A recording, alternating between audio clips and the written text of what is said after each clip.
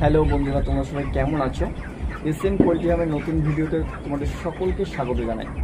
তো আজকে চলে এসেছি তোমাদের সামনে একটা গুরুত্বপূর্ণ ভিডিও টপিক নিয়ে।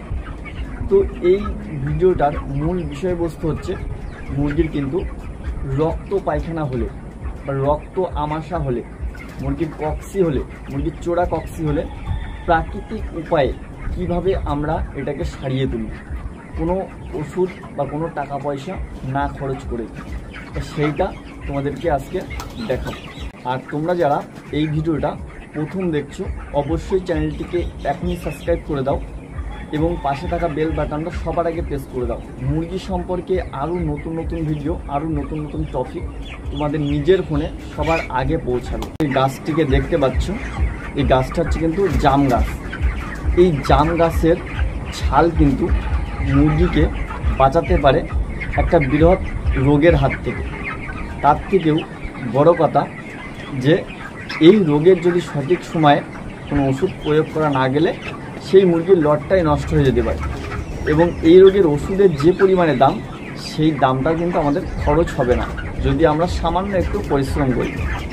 তো এই গাছের যে জাম গাছের, এই জাম গাছের ছাল আমাদেরকে মুরগির ব্যাগকে ব্যবহার করতে হবে।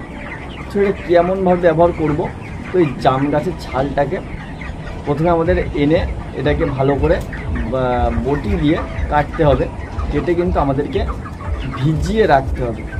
তো এটাকে দিনের বেলায় দেওয়া প্রয়োজন।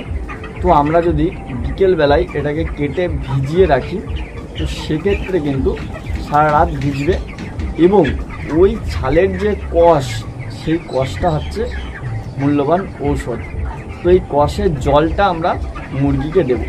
তো 1000 মুরগির জন্য মিনিমাম 500 গ্রাম থেকে 700 গ্রাম পর্যন্ত জামের ছাল দেওয়া প্রয়োজন। যদি আরও বেশি দেওয়া যায় তাহলে সেক্ষেত্রে কিন্তু আরও বেটার হবে।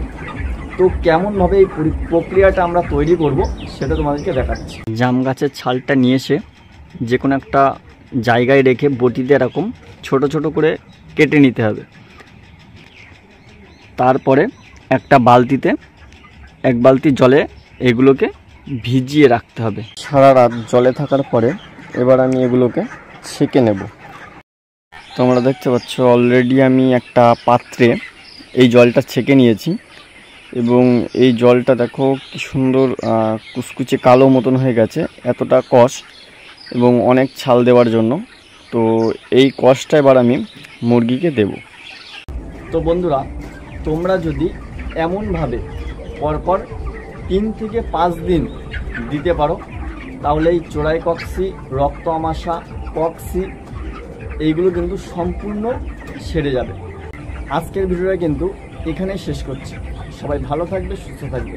ধন্যবাদ।